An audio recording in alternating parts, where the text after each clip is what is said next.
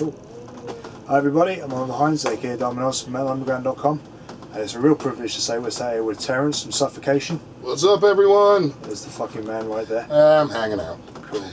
So, first of all, Yeah. the tour's first day. First day. As always, there's going to be a few hiccups in that, but... Yeah, absolutely. Absolutely. And I mean, just with the rain, that's enough to make...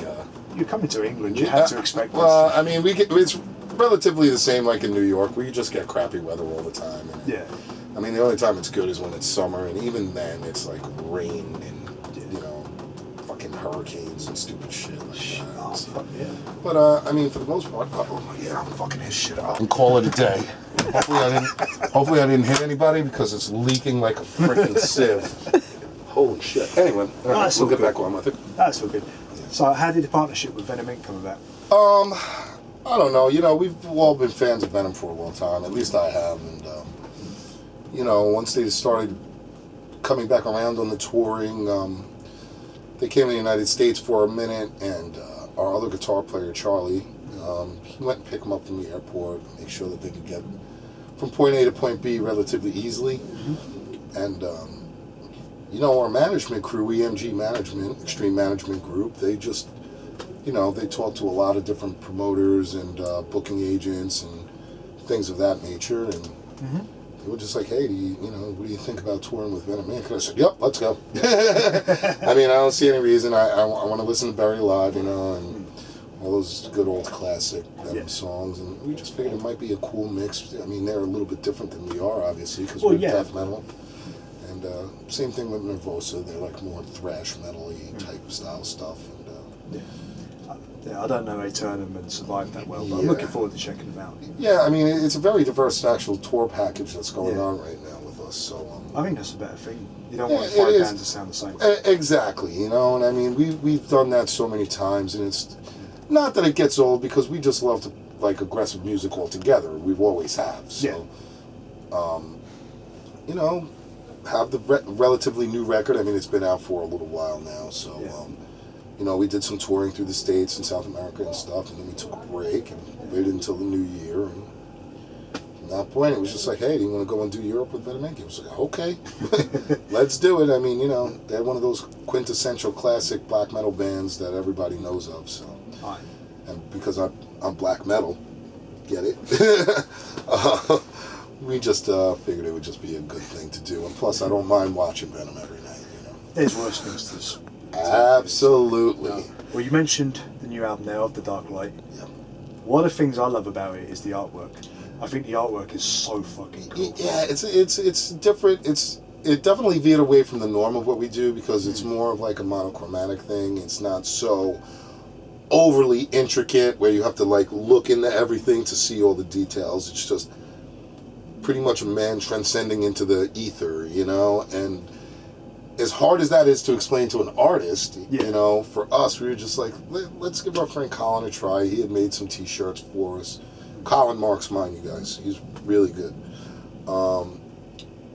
And he, we gave him some sketch ideas of what we thought, and of course, none of us can draw. I mean, we can play guitars and play drums and stuff, but we're not really artists in that fashion. No.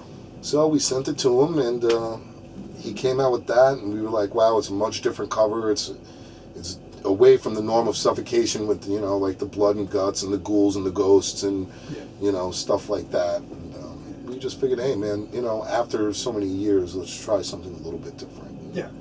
That's basically what happened. Not to say that any Suffocation album cover has really been the same. No. I mean, the self-titled one is quite a departure from the old stuff, and then you had Blood Oath after that, which was another fantastic cover. Thank you. But it was so radically different from and then even Pinnacle of Bedlam looked completely different. Totally different. So. Yeah, and I mean, speaking of Pinnacle of Bedlam, which is the one previously, because that album came out in that era of 2012, 2013, and everybody's like, oh, the world's gonna freaking end and blah blah blah, and I was like, the world isn't gonna end tomorrow. So get used to it. It's just not going to happen. No. But that was the basis on that in particular cover. Like the whole world is just being put under these scales of life, and what's it going to weigh towards? Is it going to weigh towards the just exploding death part, or is it going to be? So that was the premise behind that But I think Of the Dark Light was more of something like, as far as the cover concept was concerned, us being people just transcending into something else that's different. And I think Colin did a pretty cool job of making that cover happen. Yeah, I mean, even with the title, if you say to an artist, "Oh, it's called Of the Dark Light," and you go, "How the fuck do I draw a dark light?" Right, exactly. But, it's like, but it is such a cool thing, and the album itself seems to be doing very well as well. There seems to be quite a lot of positive feedback so far. Yeah, I mean, it's a tough thing to be in a metal band. We have, especially now that we're a little bit older, real life gets in the way. But it doesn't get in the way, but it's just what you have to do. Health issues, children, jobs, you name it. And all those things actually weigh on the band, which is why we usually end up changing members so frequently. Yeah. It's not like we're 18 anymore and everybody's like, yeah, come on, we're going to go on tour, and that's it, gung-ho. Everybody's living at their mom's house and nobody has to care. Yeah. Now we actually have to give a shit. So, it was an interesting little thing for us to be able to put out Of the Dark Light and do the touring amounts that we did in 2017. And now that 2018 is here, we really want to hit the road hard to kind of keep the momentum of what Suffocation has been doing and get out there and see all the fans and hang out with our friends and stuff. Absolutely. Now, obviously, Frank recorded the vocals for the album. Yes, of course. Has he completely stopped touring now? I believe that Frank is planning on completely stopping. He does want to do like a farewell tour, but for him it's so hard. It's so hard for him as well as for us because there's so much of the world. He can't just take off 3 months and do South America, do Australia, do Europe, do America, do Japan, all these different countries. So right now we're working really hard on, especially between management and Frank, trying to find out what would be the best areas that he'll be able to do in the short amount of time that he has to do a farewell tour. Right. So eventually it's going to come, and hopefully it never will, because we all love Frank. He's one of my best friends in the world. He's always a part of the business of Suffocation as we made this together. And after 30 years, it's not like somebody, he just joined the band and he didn't do a show, so now you kick him out and that's it. No, Frank's been there for 30 years. Now he's my business partner, and it's a more adult relationship. So I think, I think hopefully he'll get that gumption. But as I said, as time goes on, there's a lot more responsibility for him than I guess all the rest of us who are just musicians that, we can go and play in a band all the time and play guitar, or go and play in a band and play drums. Frank is screaming his lungs out, and at the end of the day he's getting these bad headaches and things like that, which in turn is making it harder for him to do the kind of touring that a band like us, a death metal band, needs to do in order to get out into the rest of the world and have people take notice. Absolutely. So yeah, we're working on a farewell tour for Frank, and it would be sad if he decides to go, but hopefully he won't. And that's still up in the air to me, but I'm always never going to let him want to go. No, Frank, you're going to do this now. He's going to be like, dude, you're crazy. I can't sit on an airplane for 14 hours anymore. I'm like, yeah, you can. But yeah, Frank's our boy. He's a good dude, and I wish him the best in everything that he's doing right now. I wish him the best for his family and his job. And hopefully we can get him back out here and come and say goodbye to you guys if that's really what he wants to do. I would really love that. But how's the fans, how have the fans even reacted to Ricky so far? Well, the fans have always actually embraced Ricky. Ricky, Ricky had his own band, Disgorge, and still has it. He was the founding member of it, and I think a lot of people recognize that because of the extreme brutality of things he does. Now, Ricky's actually singing, but Ricky's a drummer. So for us, it's almost like, a bonus, because Ricky can turn around and he can play drums and have an input. His timing is great, all the rest of that, and also, he's got a pretty evil voice. So, we're really stoked about him, and I think the fans embrace him a lot. And I mean, from Netherland Death Fest, which we just played before this tour started, the fans were really, took him in. So I think that's a great thing for us, and I think it's a good thing for him as well. Good stuff. What are the traits, definitely since Suffocation's come back, if you like, is re-recording an old track for everyone? Is that mostly just due to dissatisfaction with the production, or? Yeah, I mean, most of, any of you fans that are really follow Suffocation know that in 1993 when we put out Breeding the Spawn, the band was more in turmoil then, more than ever past that. And, you know, even from the older members like Doug Cerrito and Chris Richards and so on and so forth, everybody just hated that production. I mean, the music was awesome, Yeah.